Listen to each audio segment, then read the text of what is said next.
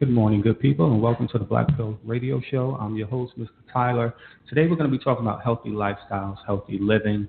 We're going to be talking about plant-based diets, veganisms, should we eat meat, exercise, the food in the school systems, and a lot more. I have a wonderful panel. I have some vegans on the panel. I have some meat eaters on the panel. I have some fitness instructors and some food bloggers and some chefs and a lot of other things. I'm going to have these people introduce themselves, and then we'll jump right into the show. Good morning. My name is Marilyn Moore, also known as Marilyn the Chef, and I am here from Divine Appetite, and I'm really excited. Good morning, everybody. My name is Chantel Gary. I am the creator of letsbevegan.com, and I am a personal chef and herbalist. Hi, I'm Tiffany Stewart. I'm a lifestyle mommy and wellness blogger. I am plant-based, and I am from my blog, itsmeladyg.com. Hi everyone, I'm Natalie. I'm the owner of Deuce by Natalie, a vegan food company. Vegan, obviously. Hi, happy Sunday. I'm Crystal. I'm the owner and lead trainer of Crystal Fit Life, which is a fitness and lifestyle brand. I'm also a fitness instructor. Excellent. So I want to throw a vague question out to Marilyn. When we talk about healthy lifestyle, healthy living, what does that mean to you? Begins in my mind. It's me making a conscious decision every day to be a productive human being, to make healthy, positive decisions that affect people in healthy, positive ways, making a decision about the things I put on my skin, on my body, in my body, and being conscious of it for me and my children.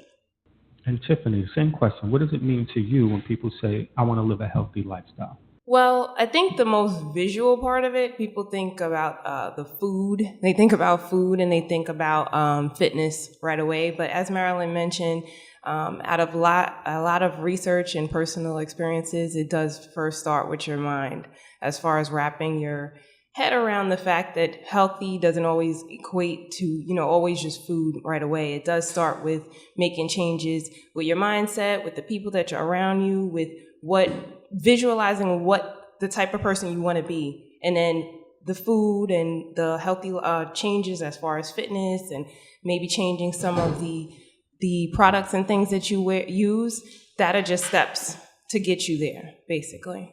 And Chantel, this would be the same question for you. So to me, health looks like, or I should say it feels like being in balance. Having what I put into my body, how I feel, what I think, all be aligned, and just paying very close attention to the quality of the things that I put in my body and I put on my body, and more importantly, the thoughts that I put out there. It kind of always starts with how I think and how I feel, and just making sure all those things are aligned.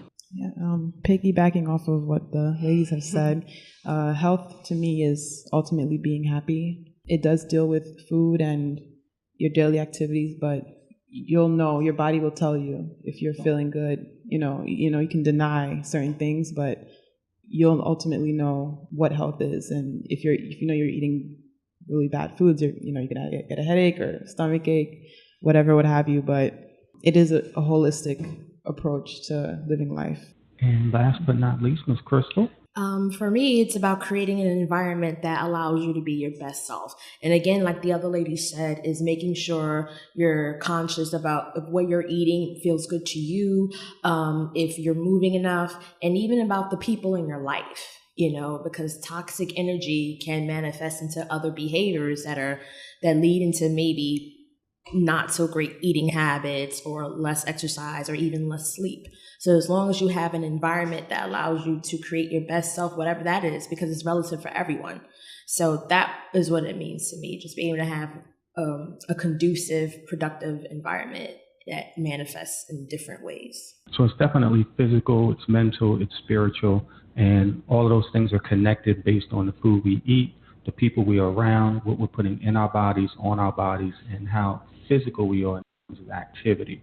A lot of people go to the gym to work out, to get physical, but you don't need to be in the gym. You could just walk. You can play with the kids. You can shadow box in the house. There's a lot of things you can do to get physical movement that's going to keep the body moving. Pilates, yoga, that's, things like that, calisthenics. So if we was to make a list for the listeners out there, 5 of us on a panel, so we can each come up with one, and I'll be a sixth person.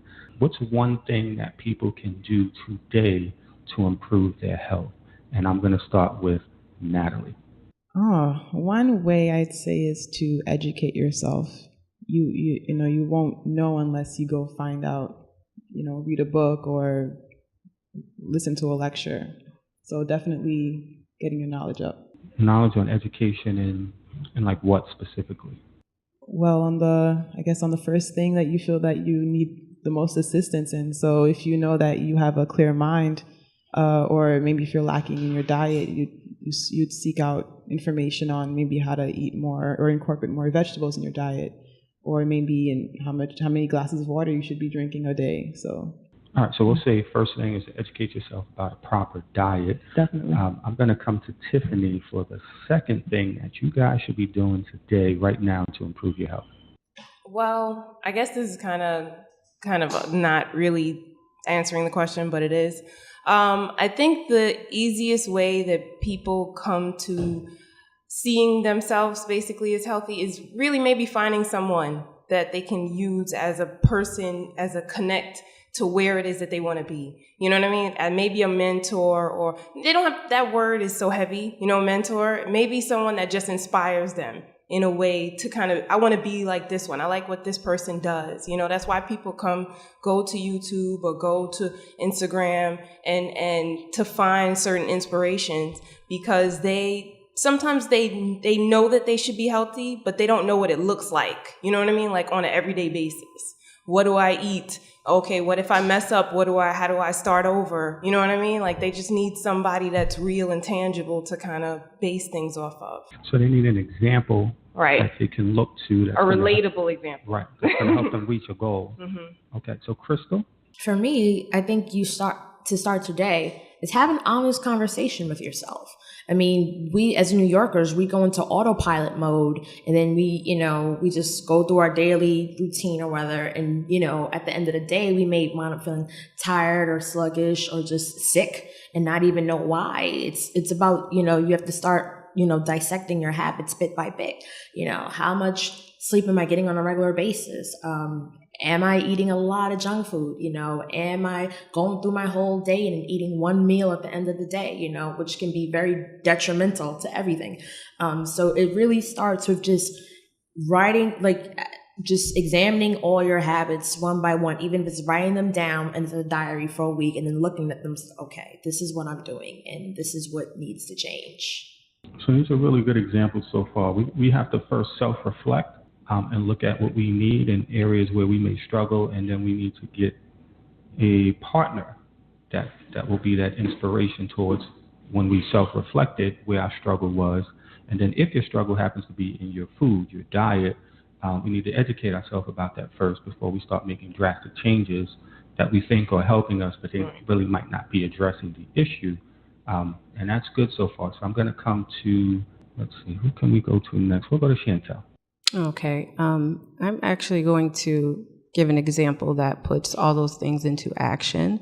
One thing that I think everyone should do is very simple. Shop for produce first and drink lots of water. Those are two of the most simple things that everyone can do that will immediately begin to affect how healthy they feel and look, and just their overall health. So drink water and shop for produce first. So when you do your grocery shopping, don't get tricked into going into all those different aisles first. Get your produce first and make sure it's clean and it's organic and it's local if you can. Excellent. And Marilyn?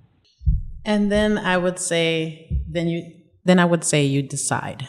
After you've evaluated and examined yourself and you know exactly where you're going, now make the decision and take action. Because I feel because we're so consumed with social media and ads and marketing from every direction, there's so much going on in our mind. There's so many new things we want to try.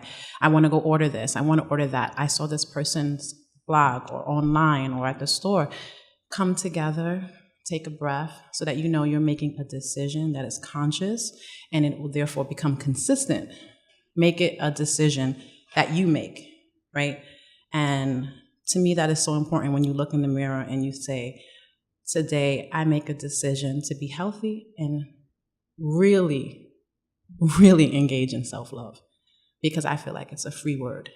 Decide for self-love. Okay, so you gave us a couple of examples in there. So we're going to look at what we have written down so far. I think the first thing is self-reflection and just kind of being honest with yourself. Crystal gave that example, and I like that example.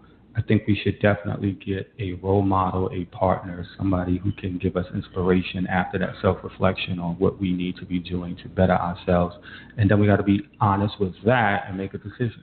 All right, so where's the area that we need to improve? And if it's in your diet, you got to educate yourself about that. Once you educate yourself about that, I think Chantel is saying that you guys need to look at how you shop. You know, what aisles are you hitting first when you're in the grocery store? She recommends produce and water, and we'll talk about water in terms of alkaline water and acid water, how water is bottled and that kind of thing, because that's very important. And we're also going to talk about produce, which we'll jump into now, because I hear a lot of hoopla about a plant-based diet. I'm going to come out on right now to say I don't have a plant-based diet. I'm a meat eater, and that's just what I do. But I'm trying to switch over, but it's very hard. So let's address the question first. Why is it beneficial in your minds to have a plant-based diet and cut out meat? And I'm going to go with Natalie. Well, as the vegan here, well, one of the vegans, I would answer that question by saying that following a plant-based diet, you will notice so many changes in your physical being, in your mental being. I know when I went vegan, the first 6 months, the first thing I noticed as a woman, my cycle was like, it drastically improved. It's almost like, I read books on it and I didn't think it would, it was true, but I actually experienced it. Following that, people commented on my, gave me positive feedback on my skin, saying, oh, you're glowing. I lost weight, like, animal, I guess, animal fat, I would describe it as. But I felt amazing after going vegan. So just a personal experience, I would just share my personal experience with someone who is considering going plant-based. And I know, Chantel, you're a vegan as well, so I would assume you're an advocate for that. So what would you have to say on the issue? Well, there's so many amazing benefits to it. And one of the most important things for me that I noticed is once I cut out eating animal products, so many things in my body just magically fixed themselves. For instance, I had terrible eczema my whole life. Like, I was one of those people that was dependent on hydrocortisone. I don't know if anybody here has had eczema. It went away. Cycle, fixed. Hair, long, beautiful, thick. Skin, cleared up. All those things just kind of magically fixed themselves. And it just felt like I was doing the right thing for my body. Another thing that I always advocate about eating a plant-based diet is how great it is on your digestive system. It's easier for your body to digest and absorb nutrients. So whenever I'm speaking to someone about transitioning, I always tell them it's hardest in the beginning because you have to learn what to eat, because you're instantly faced with all these things that you can't eat. You're like, I can't have this, I can't have that, and it becomes really discouraging. But once you learn what your resources are and what you can eat, you'll just thrive in the lifestyle and you'll feel better, you'll look better. I haven't been sick with as much as a cold in 8 years. I mean, everyone around me can get the flu, can get everything, and I am fine. And I know it is because of my diet. So that is one of the number one reasons why I advocate a plant-based diet so much. Okay, and I know, Tiffany, are you a vegan? Yes. I mean, I don't use the V word so much because it gets heavy. Again, I say that again. It gets heavy. People associate a lot of activism and things with it. And I'm not going to say that it's not about the animals for me, but number one was my health. And then the animals was a added benefit, the whole thing about it. But people, unfortunately, there are a lot of negative things that are associated with certain words, unfortunately. But also, as I am completing my health coach certification, I'm in the midst of it right now. But personally, I have experienced so many things switching to a plant-based diet, or either one. Just eating more plants. That's what I like to say, that people just, in general, especially Americans, need to eat more plants. That's the problem. I think that a lot of times people think, as Chantel said, they get really wrapped up in the things that they can't eat, especially when they're trying. They think that I need to be a vegan, so I can't do this, I can't do that, I can't do this. Just eat more vegetables. Nobody says you have to quit everything today and then, be a certain way tomorrow. Just start to incorporate more vegetables. You can phase them in. As far as what I've experienced, I used to have migraines, all those gone, cycle issues. I mean, I have all sorts of things on my blog if you go check about it. I'm like an oversharer on my blog with personal information. But as far as, if you go to my blog, I'm really kind of heavy in science. Sometimes I'll link to for certain studies and things that will show what the benefits of a plant-based diet is, as opposed to, not even opposed to, but I try to guide people how to go through the research with things and try to be more scientific rather than anecdotal. But I also bring my own experience to it as well. Okay, so Marilyn, I know you eat meat. I eat meat. You're a chef, and these ladies are praising the benefits of a plant-based diet. So how do you balance that out with raising children, being a chef, and catering to different audiences? I first stick to the plan that's good for myself and for my own personal lifestyle, and then I share with clients and give them tips, because I'm like I feel like there's different layers in being healthy. Like it can be like a church, and there's pastors, there's deacons, and there's people that say, I'm the person to meet you right where you are. Like, I'm meeting you here, get started with me, and then you go to the next. It's like that. So it's like, okay, I eat meat. I eat meat right now in my bag. I have some mint. I have some herbs in my bag that I can chew on, but I eat meat too. It's meat, how I balance. I don't eat a lot of red meat. I don't really rarely eat red meat.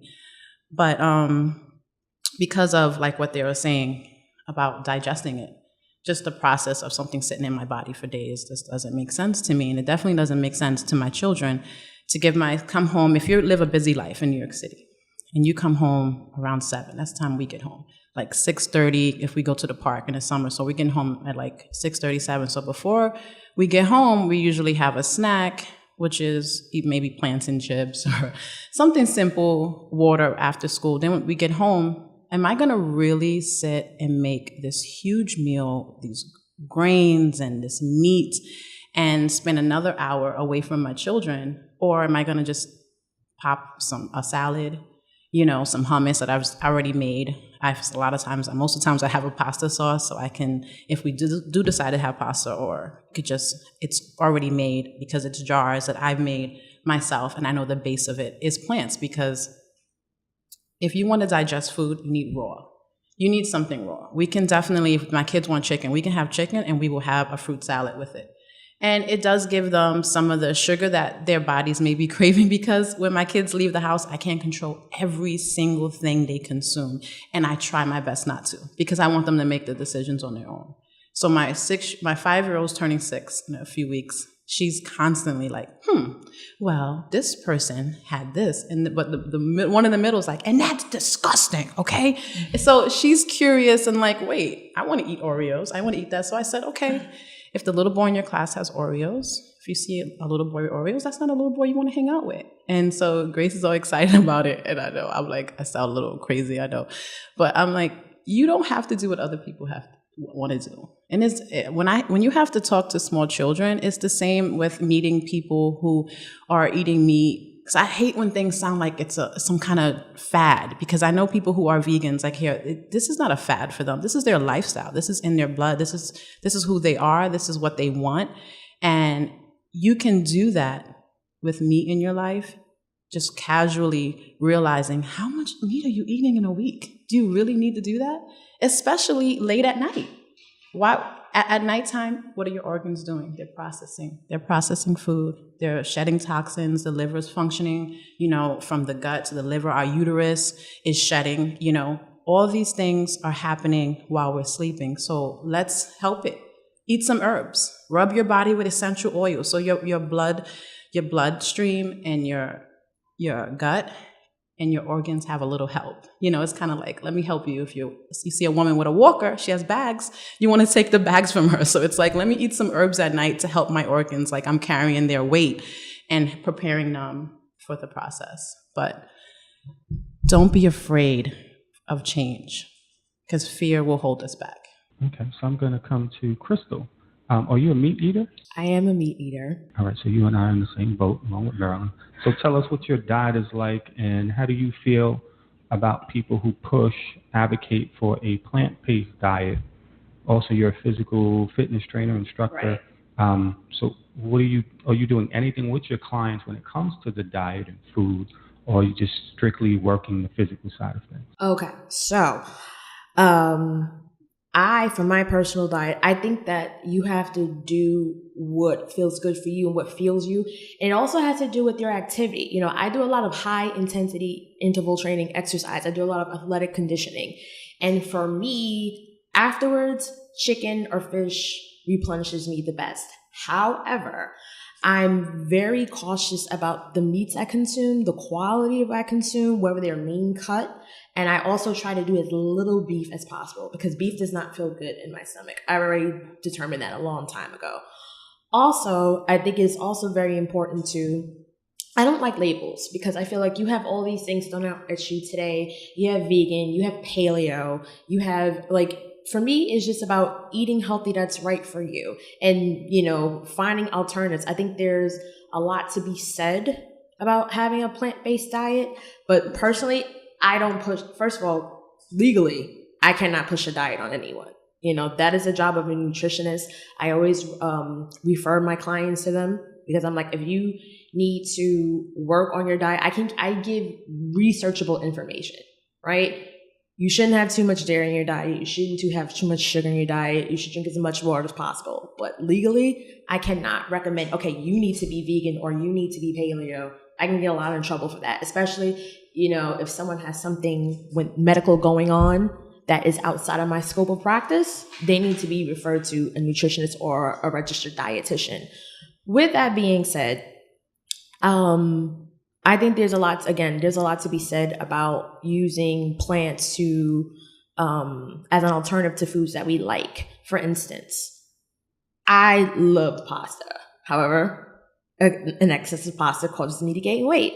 So I discovered zucchini pasta, which is amazing, because I like to saute it in the pan with a little bit of olive oil. And it makes me feel, it has an al dente feel to it. It makes me feel like I'm actually eating pasta, but I'm not, and I may have that with maybe a side of fish or a side of chicken. That's usually my go-to dinner. I actually make that a lot on my Instagram, but because I'm lazy, I just like to eat healthy. I'm not like super creative in the kitchen like that. But for me, it's just about I need to have balance. I can't have too much meat in my diet, and I can't have, I don't know if I could be 100% vegan either, because I think I would miss the chicken. Okay, so we have 3 meat eaters on the panel and we have 3 vegans on the panel. I personally believe in the plant-based diet. That's where I would like to go, but I have a very picky, limited palate, and I think most people are like that too. There might be some things out there that are wonderful for me that I haven't tried and don't know about yet, but I don't know. So from what I do know, my palate is very picky. So when we transition into having a plant-based diet, how would you recommend for my vegans that people begin the transition? Okay, I'll start. One of the things that was really important to me was trying not to do too much at one time. It can be really overwhelming because there's a lot of things that will intimidate you. So for instance, you might be online and you'll see this recipe and it has all these foreign ingredients and things that you've never heard of before. So for me, I think it's really important to take it one step at a time, eliminate one thing at a time, and just make it a decision. And you try your best to stick with it. If you have any slip-ups, you don't need to kill yourself about it. Take it one day at a time. But for me, it was really, really helpful to kind of do it gradually. But I think there's a huge benefit right now going on in society. When I first made the transition, there were no options. There was tofu. I don't eat soy. So as you can imagine, it was really tough. But right now, you can go into any Whole Foods, you can go in any grocery store, and you can find a vegan alternative to just about anything that you would eat. Yogurt, cheese, there's pizzas, there's basically a section in almost every grocery store that has foods that can kind of be an alternative to things that you're used to. So I would say just kind of go into your store and explore your options. Don't worry about being the healthiest person possible in the beginning. Just try to take it one step at a time and don't beat yourself up over it, because everyone is human and we all have slip-ups. When I first transitioned, I was in limbo for about a year. I would be vegan and then I would have mac and cheese because I didn't have a cheese alternative. But, now we have a lot of different alternatives that make the transition a lot easier. So that's something that I would suggest. Just take it one day at a time and explore what your options are. So, Tiffany, if we're taking it one day at a time, how do we explore what our options are?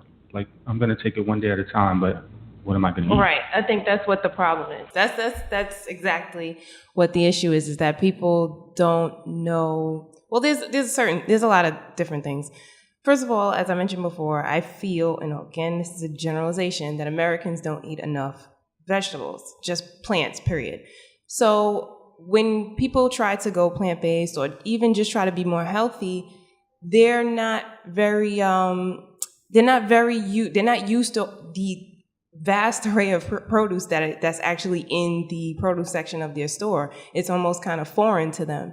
And so I think before anyone even says, okay, I'm going to be vegan and throw out everything that's in their refrigerator, they need to kind of train their palate to get used to more produce that's way outside of what they have been eating previously. So, start with switching from pasta to zoodles, which is the zucchini noodles, try that first, for a couple of meals. Then add, get rid of the, maybe try brown rice or, make gradual transitions, different things, maybe using, people always are asking, I'm sure I'll get a face around here about protein. When you're dealing with vegans, like, where'd you get protein? Where you get protein? Especially if you may not eat soy. I try not to eat soy so much because it does crazy things even with my cycle.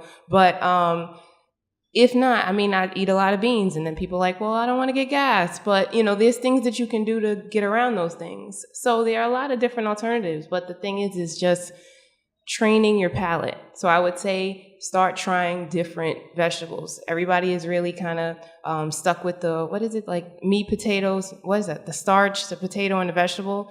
Maybe get rid of, the meat, starch, and the vegetable on the plate. That's usually what we have kind of grown up with.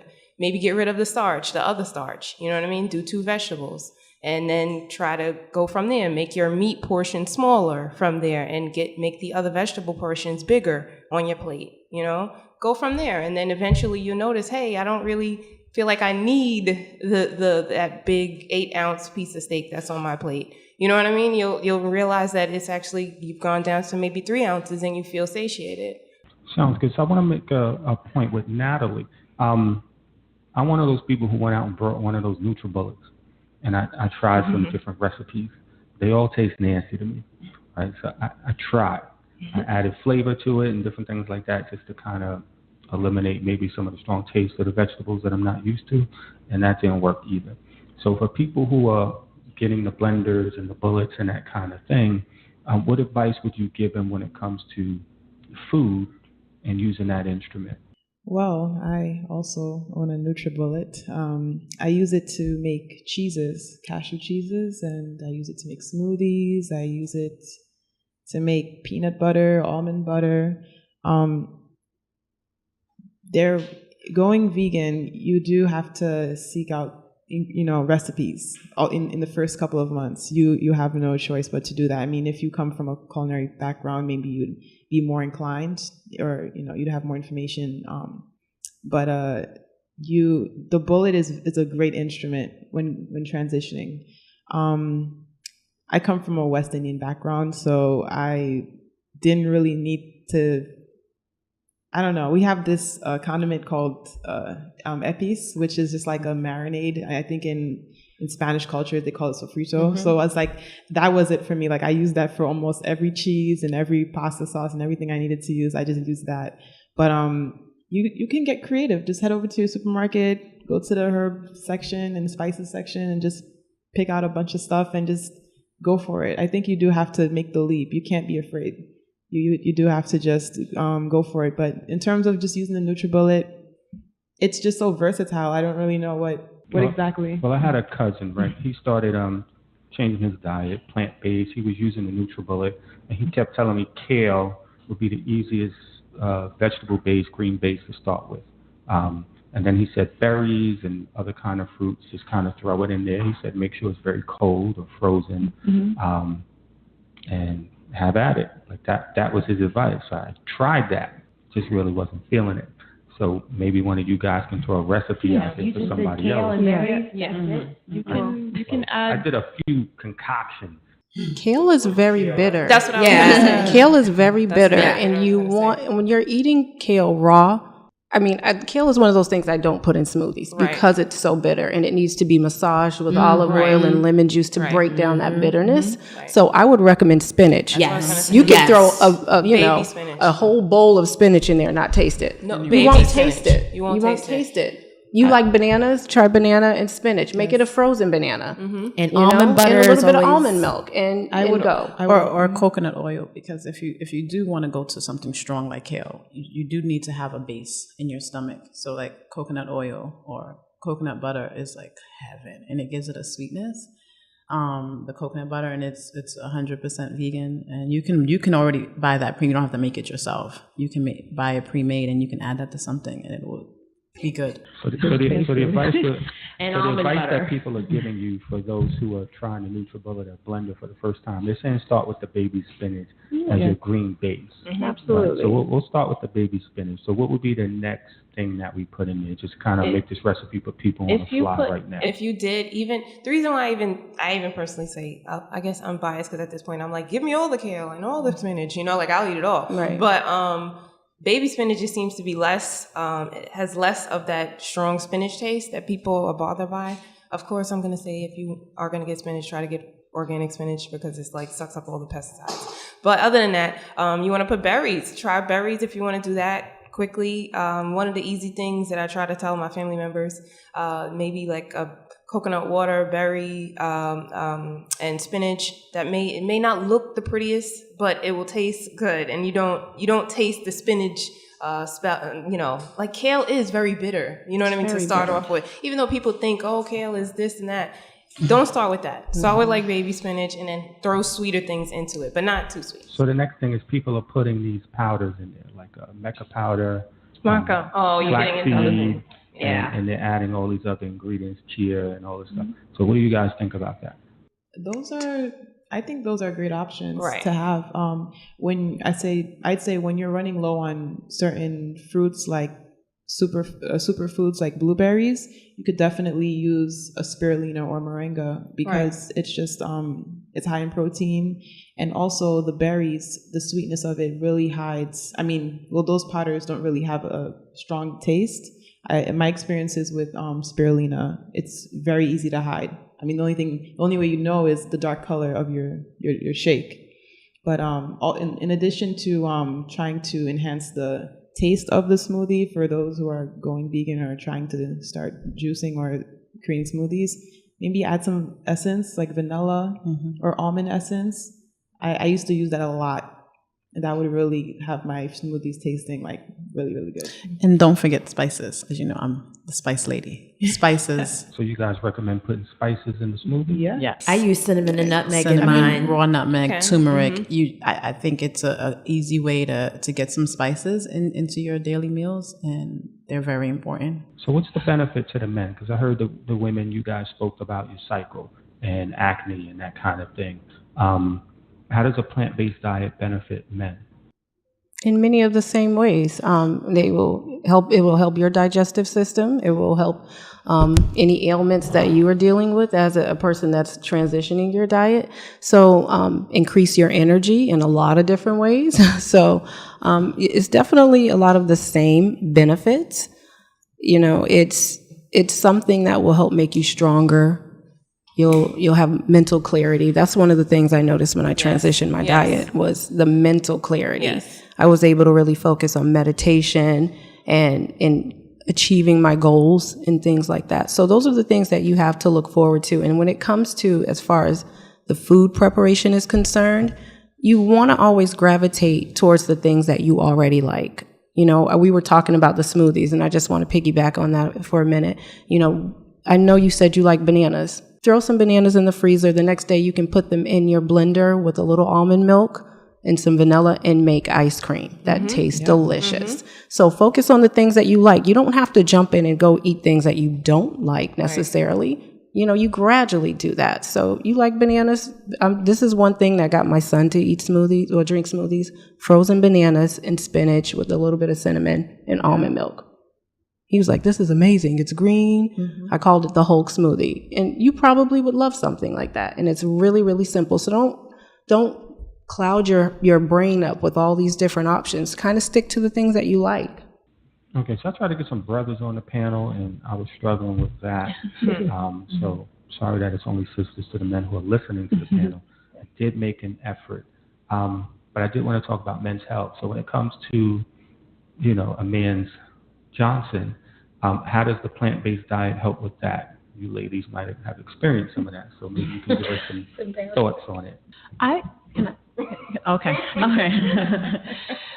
Now they want to be shy. No, I'll tell you some stuff now. Yeah. What I want to say is that when you're I just want to just stay away from certain. When you decide to eat more things that come from the earth, directly grown from the earth, you have to get ready that no matter if you're male or female, things are going to change. I have this video on my Facebook page, and I had it on Instagram also, and it's called Vagina Juice, you know, but a lot of those things do the same things for men, like how it helps our libido. It will help you with different irregularities that you may be having. You'll see yourself transition when you eat raw things, your body is constantly flushing out. And that's what a lot of times you need, a good flushing so that your body can flow, blood can flow, circulation can flow, all of that. Good circulation, you know, happy Johnson, you know. So this is what adding plants and vegetables to and I just want to also say how, you know, when they all were saying, you know, one day at a time, it's very important to not beat yourself up, male and female, because I'm an example that I eat meat. I have great skin. I have really healthy hair. My digestive, I go to the bathroom multiple times a day. My brain is so much brighter. I think I'm a better mother because of how I eat with my kids, even though we do have meat. It is a lifestyle. It's changing everything from skin, and this goes with men. I see a lot of times with men, they'll just put anything on their skin as if it's not like a big deal because you're a man. Like, it is important what you put on your skin because those chemicals can affect your organs. It can affect how you function every day and the energy you have. You know, think about like, oh, let me stop wearing this really smelly cologne that has all these chemicals in it and see how I feel tomorrow. You know, how did I make it halfway through the day? Simple things that I feel like women focus on so much, but men should focus on that too. What you put in your hair, on your beard, you know, what they're using at the barbershop. You should be conscious of all those things just as much as we should. So how many of the ladies here have a blog? I know Tiffany has one. I do. Chantel has one. Natalie has one. So when you guys do your blog, is it more geared towards women, or do you incorporate things in the blog that are strictly for men at times? Well, that's crazy because, excuse me, that's crazy because I actually just did the analytics for my website, and I know all of my fellow bloggers in here know what that means. That's where you look at the statistics at who's visiting your site. And for the first time, I was at 50-50, and I couldn't believe that I was at 50-50 because for years I was strictly, it was like 70-30 with, you know, the majority being females. But what I'm noticing is now men are starting to be more aware and more conscious of the way they feel and the way they eat, and they're starting to see the benefits. I know a lot of men that have transitioned their diet, you know, by using my website and looking at my recipes and my cookbooks and things like that. And one thing that they always say is they have increased stamina. So I know that you said, you know, how can this benefit men? That is one thing that I've noticed even with my own boyfriend is that you guys have increased stamina just overall. higher energy levels and things like that. So I think that it's really important that men are starting to see the importance of becoming healthier and eating a plant-based diet, and starting to see that they need to have the benefits and they need to be here and be healthy for us and to be the men of our families and be there for our children and for us. You guys have to be healthy. So it's something that has to be important to you guys. And I'm really happy to hear that you're at least trying, you know. Yes. You have to fail a little bit, but it's important to try. If anyone is ever wondering if they should, where they can go for references, as far as even scientifically, there's a website, nutritionfacts.org. Dr. Michael Greger, I geek out all the time. I can't wait. He's like on my list of people I want to meet. But there are all sorts of studies that show that men that switch to a plant-based diet, their erectile dysfunction completely goes away. You know, they have all sorts of just miraculous things that happen just because of the saturated fat that goes outside from their arteries, and that is what clogs all that helps that prevents the circulation from getting where it needs to go. You know, so that is a definite. If anybody want to go check out that resource, you can, nutritionfacts.org. So guys, when you hear that commercial or see that commercial where they say half the men over 40 suffer from ED, maybe you need to switch to a plant-based diet. It might help you out. Doesn't hurt to try. Might get your lady back. All right, so Natalie wanted to add to it. Yes, I wanted to add that there is this the theory, long-standing theory, that men die, before women, or your husband will leave you, pass away before you. I don't know if it was a lecture or something that I read that, and I don't even know why I didn't even realize that. But women have periods. We have our cycles, which helps to, shed toxins from our system. Men, you guys don't have that. You don't have that going on for you. You have, you sweat, you excrete, but you don't have your period. Or some women claim men have periods. Okay, well, so for debates, I guess. But I think men leading healthier lifestyles or plant-based diets, I think that's really important. I think that should be more encouraged. Not that should be imposed more on men than women. Everyone should go plant-based, but men definitely should consider it. And I also have a vegan boyfriend, so yeah, I can. Yeah. So you have a vegan boyfriend? Yeah. Any other vegans want to share, or your partner's vegan? Yeah, yes, he's also vegan. And the funny thing is, we were apart for about a year, and he reverted back because he didn't have me there to cook for him. And we could immediately see the difference physically, mentally, between him being vegan and non-vegan. Like non-vegan, he gains weight. He doesn't look his best, but when he's vegan, he sheds that extra weight. He has more energy. His skin is glowing. So definitely see those benefits firsthand. And I also have a son who is 9 years old who is vegan. And like he's so much mental clarity. You know what I mean? And there's so much that I feel like he benefits from this diet, just even as a young man. You know what I mean? Just that physical and that mental clarity is something that I think you really do benefit when you make that transition in your diet. So let me throw this to Crystal. And everybody's talking about the food, right? But where does the physical fitness come into this?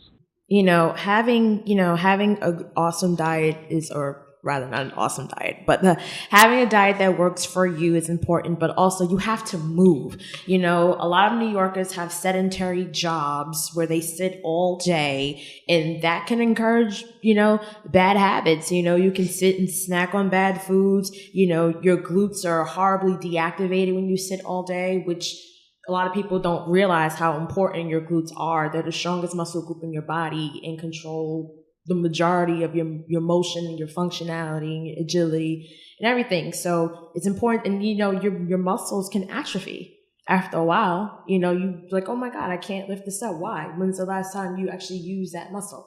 Or, I have problems walking up the stairs. People don't know how to move properly. I have so many people that talk to me, I have knee pain. I'm like, okay, what's going on with, your IT band? Are you stretching?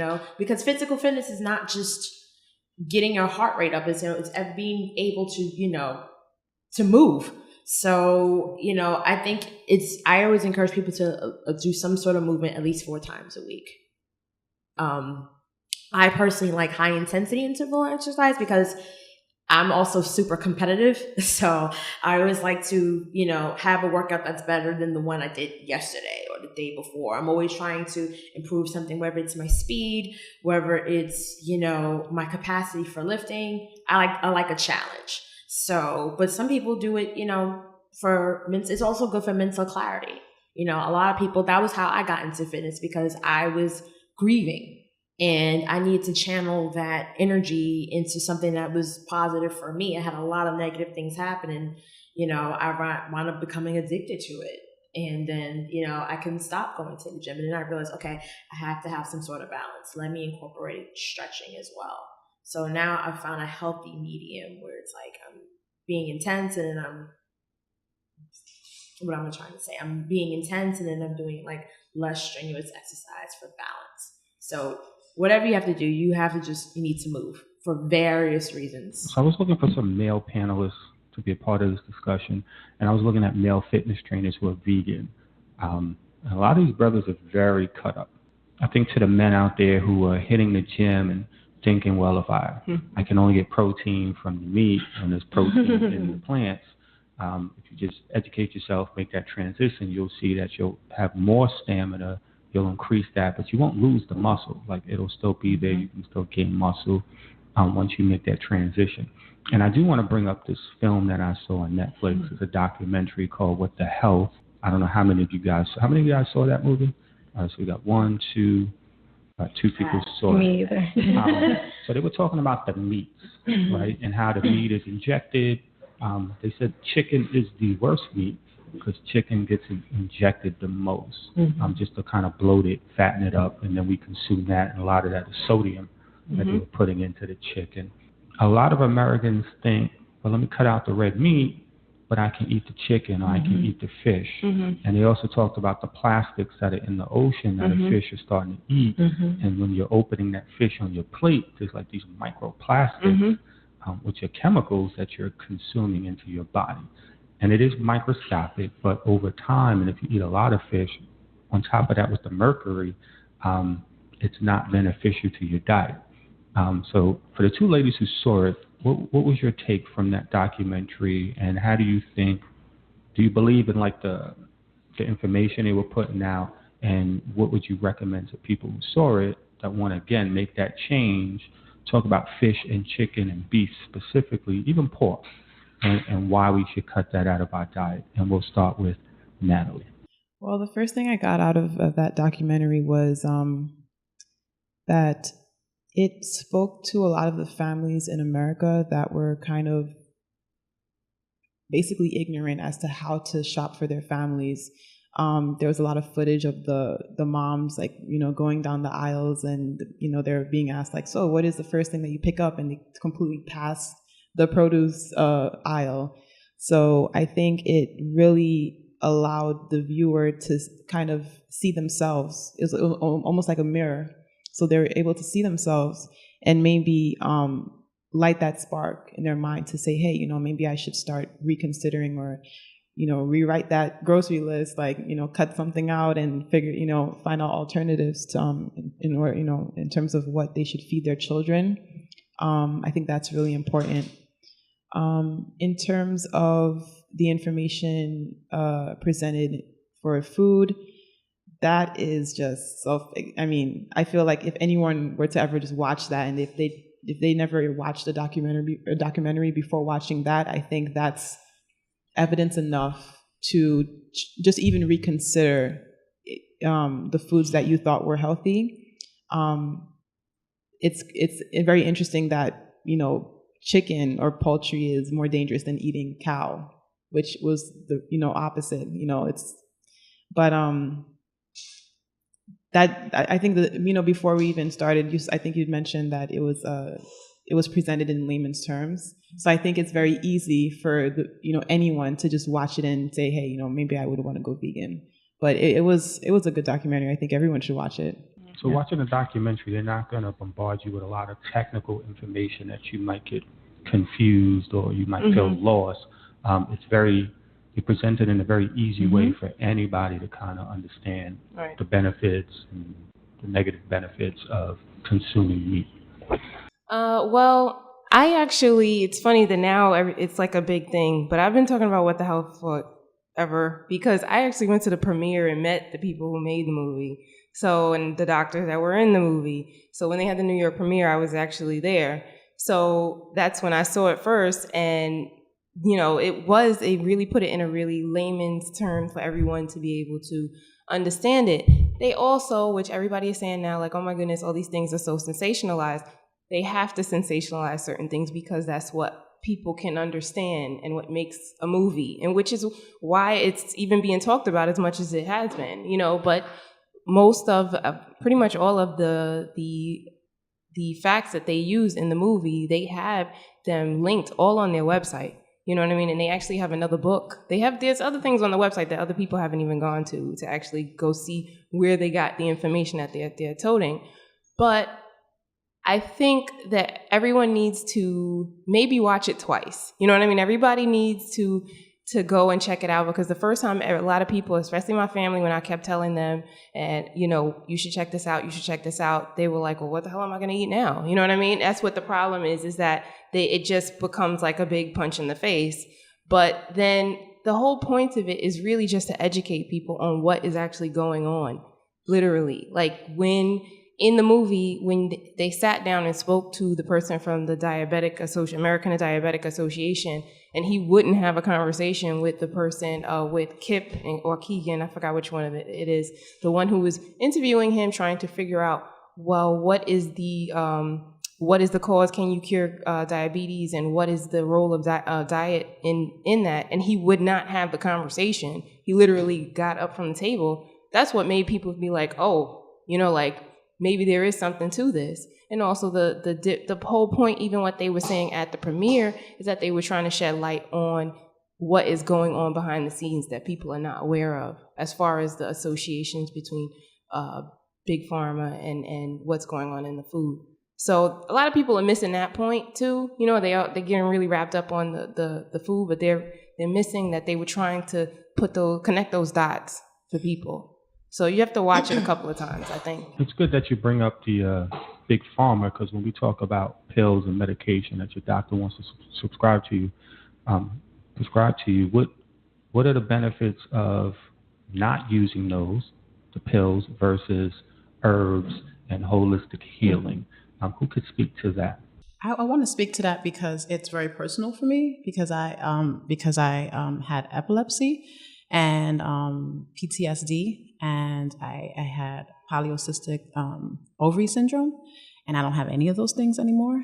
And I know it has a lot to do with how I eat and making choices. And I was on full meds for epilepsy, and you miss a pill, you have a grand mal seizure. And I made a decision that I wasn't going to base my life on a pill that was making me feel worse, that had me walking around like a zombie, when anyone who knows me in 5 minutes, you could tell I have lots of energy. And I'm like, why would I lose that part of myself and be owned by an ailment? And a lot of us are owned by it. When you do have I'm saying this personally, because when you have an ailment that any minute can just alter your day, it consumes you mentally, physically, it makes you constantly nervous and not be sure of yourself. And the freedom of it, it's so powerful, especially when it was like, oh, it's as simple as eating well. Right. It's as simple as exercising, showing myself that I care, And for me, it is a complete lifestyle. I have 3 children. They told me at 19 that I would never have children. And the power in that from women, I can go from a woman, because that's a lot of my target, even though it's so funny, like my analytics show like most people on my page are men than women. It makes no sense, but my target market are women, because these are things that affected me as a woman. So I like how I birth naturally, and use cloth pads, everything, like it's like everything that's going near my body is natural, is healthy, because when you are consumed, and this is to the people out there who are living every day, taking a pill, consumed by an ailment that can make you cry yourself to sleep at night. It's and then you also feel like you have a tag on your head, like, oh, she has diabetes. oh, they have high blood pressure. So, you got to, everybody's always pointing the finger like you're just this. And I feel like that's what ads do. It's like, try this because you have this. No, eat better, live better, love yourself, communicate in a healthy manner, make decisions and stick to them. Say yes to yourself and say, okay, are you going to really not do research on a pill that someone sat in a lab and created for you? Are you really not going to do research and find an alternative that is right here on this planet? Because I really feel that the epilepsy was caused by stress. And when I eliminated that and when I changed my food, it kind of made me handle life a little bit different. The PTSD, having sleepless nights, handle life better with food. You can do that. So watch what you put on your body, even with women using cotton pads versus the synthetic stuff that they're using out there. All of that you'll feel a change in your body. There's some topics I do want to get to, and we got like 3 minutes left on the panel.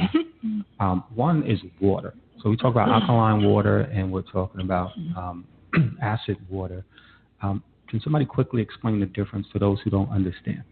It is about your pH balance, and it is about the pH balance of the water that you are consuming. So our bodies tend to want to be more alkaline than acidic. So typical bottled water is very, very acidic. You can do the research. I can't remember what the website name is. I think it is called findmywater.com. I might be wrong. But you can actually go on that website and you can put in any bottled water and you can actually see what the pH balance is. So when you consume things that are more acidic, your body has to work a little bit harder to bring your pH balance back up where it needs to be. So consuming alkaline water is helpful. But the thing about it is when it comes to bottled water, a lot of things happen once you bottle that water. And it's more about doing the best that you can and not becoming some super fanatic about it, because there's not much you can do. There's also a website called findaspring.com, which I love. If you go there, you can type in your zip code and it will tell you where natural springs are in your area. And you can actually go and get your own bottled water right out of the ground, which is amazing. But it's definitely something that I'm aware of and I try my best to do. But at the end of the day, you can't freak out about it because you can only do your best and get what's accessible to you. So if you're somewhere and you're thirsty, you gonna drink water. You know what I mean? I don't drink tap water. That's like my biggest fear. But, you do the best that you can. But that is the science behind the pH balance in alkaline water. Chantel, I also want you to talk about your detox. Okay, so I do have an herbal shop on my website where I sell different herbal remedies. One of them is an herbal parasite cleanse, and I have learned over the years of selling this that most Americans are riddled with parasites, and they cause a variety of symptoms, things like eczema, your acne, weight gain, someone who has a really poor immunity. A lot of times that is because we have parasites in our system that are leaching our nutrients. And of course, you can find out about that on my website, letsbevegan.com. And I also want to mention one thing. We did talk about what the health and where people can go after that. I have a free 7-day vegan challenge on my website, letsbevegan.com, and you can download it. There's a meal plan, there's lunchbox ideas for kids, and it's all very easy recipes with things you can find in any store. So you don't have to be troubled about it. So all of the ladies on the panel have websites. Some of them have blogs. We'll be listing that on blackpillradio.com so you can get all the information. So you can contact our panelists. You can also contact panelists from the past and just connect, because that's what it is when we talk about our community and the African diaspora and Afro-Latinos as well, just connecting, right? We want to shop black, buy black, so it's very important that we consume what we have to offer as black people, and that's very important to me. Thank you guys for listening to the Black Pill Radio Show. We will see you in 2 weeks. Peace.